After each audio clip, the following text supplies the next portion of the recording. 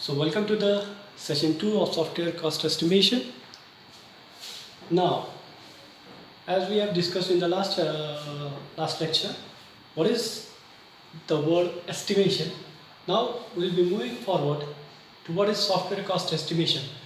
Now software cost estimation is a tentative predicted value, because initially when a client comes to you for a software for a project, you and the client both don't know the exact estimate of the software. So you have to predict it on the available knowledge of the present situation or on the details given by the client while giving you the project. So software cost estimation is tentatively predicted value. It is a prediction of a product or a project, but now the but here is plays a very important role. The but it is incomplete. Now why am I saying that it is incomplete? The value is incomplete because when a client comes to you, he may not belong to the technical background, or he may not be a computer savvy. He might be a very new person for the field of computers, and he might not give you the complete details about what he exactly requires. He may just have a tentative, rough idea about the project, and if you are also new, then you'll be facing problem while gaining the information from the client.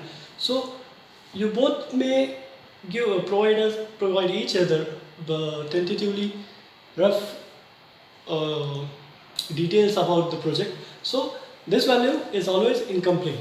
Okay. Now the second point is this value, the predicted value is uncertain. Now why uncertain? Like every business encounters, there are very much lot of uncertainties in the market. Okay. There are many issues which you can't be sure of, or you can't predict initially. Just for take an example, okay, if there is a recession or a hike in the prices of software, hike in the prices of computer hardware, there is a hike in the prices of electricity bills. These kind of issues are not forecasted before. So this value is always uncertain. Okay. Next is this value is unstable. Now why unstable? As there are unnatural issues, there are also natural calamities which may take place during the project completion, and which may extend the date of your project. Like take the current situation. Now we are facing this COVID pandemic situation. So right from the month of March, and today it's September, still the life has not in a stable condition. So what if I provide a project to somebody and he faces this kind of situation? Okay, so these kind of natural calamities are always an issue. There may be a flood, there may be a what you can say, there may be a flood, there may be an earthquake, or in very simpler terms, okay, your project depends on internet connectivity, and your connectivity is not working for 15 days due to some unknowing reasons. So these are some of the issues which make this estimation unstable. Because when you predict initially, okay, I'll be completing the project in 1 month, and still if you take more than 1 month, every cost becomes an overhead to the developer. Okay.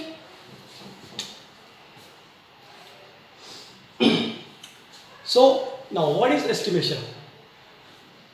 Although considering all this incompleteness, uncertainty, unstableness, while estimating the things, we need to focus on what would be the cost of the project which you are going to provide to the client. Okay. Now the cost includes a lot of things. The cost may include the software cost, the hardware cost, the electricity cost, the traveling cost, the canteen costs. There are a lot of charges hidden in it. So first thing is what would be the cost of the project. Second thing, you need to calculate what efforts you are going to need. Means if you are selecting a team for the project, what kind of technicalities, what kind of depth of knowledge you will be requiring from the team. What kind of manpower do you have? Do you have a very expert manpower, or you are just handling the project with the trainee peoples?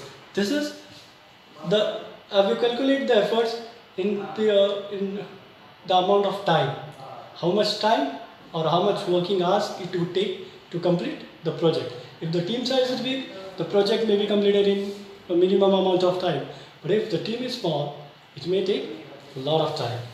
So efforts is calculated, then the resources, as I said, there may be softwares, there may be hardwares, there may be internet connectivity, there may be communication devices, there may be additional hardware which you require for the project. So this comes into the resources. Next you have to take consideration is the time. Now when you initially discuss with the client, you have to give him a tentative deadline that you'll be completing the project in 15 days or a month or 2 months or 6 months. If it's a big project, maybe a year. But you have to initially give him a deadline. You can't just say, okay, I'll be working on it and I'll let you know. This shows that you're not having that professional ethics. So you need to calculate the time also. How would you complete the project in the given deadline, or at least try your best to complete the project in the given deadline. Okay. Now, what are the factors which affect on this estimation? Now, these are some of the factors which affect on the estimation. The first thing is the past experience or knowledge. If you are already working with a software firm, or if you have worked previously with a software firm, then you may have designed those estimation before. So your past experience may help you out to design the new estimation depending upon the current scenario of the market. Second thing is the previous documentation available. If you are working for a firm, there may be documents available which would be related to the previous projects. So with the help of those bills, or with the help of this documentation, you can design a new estimation with a little bit hike in all the prices, or maybe you may lower down the prices because you may have some of the part of the software already ready with you.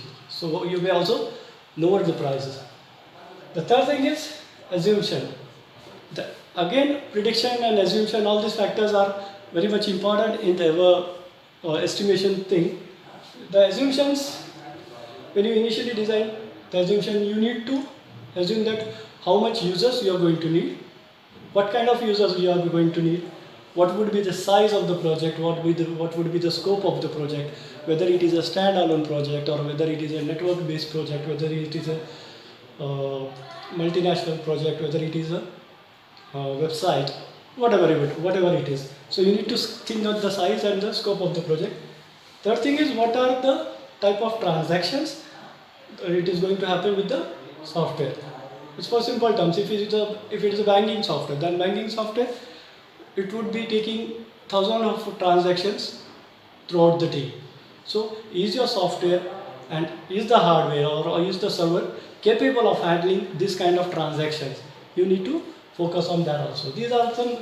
Next factor is identified risk, rather than saying the unidentified risk, would be calling it unidentified or unpredicted issues. Likewise, I said that like COVID or flood or something like that, these are unpredicted issues.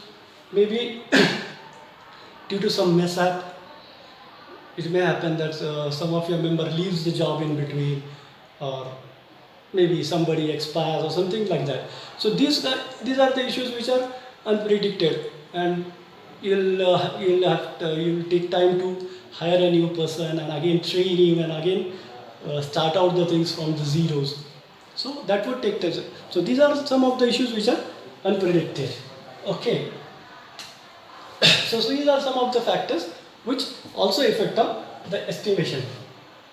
So while estimating, coming towards the summary of the session, while estimating we need to consider the size of the project, how many users are going to use the project, how many type of transactions are going to take place on the project. Okay, then efforts in person, that is what kind of man force you are going to work with, what kind of workforce you are going to need, how many employees you are going to hire for this kind of project, how much technicality or how much expertise does your team have. Third thing is the schedule duration. Is your team capable of ending up the project in the scheduled time or scheduled duration? And can you get the work done? Maybe increasing the shift of working, maybe giving the jobs work at home or something like that. But can you get the work done in the scheduled time, in the estimated time? And what would be the overall cost? Considering all these factors, somewhere brings you to calculate the overall project cost. Now the overall project cost may affect all these factors, and then still I would say, although you consider all these factors, there are number of factors which we usually don't focus on. So the overall project cost may still be a predicted value or a tentative value, and which will not be the final estimate. Thank you.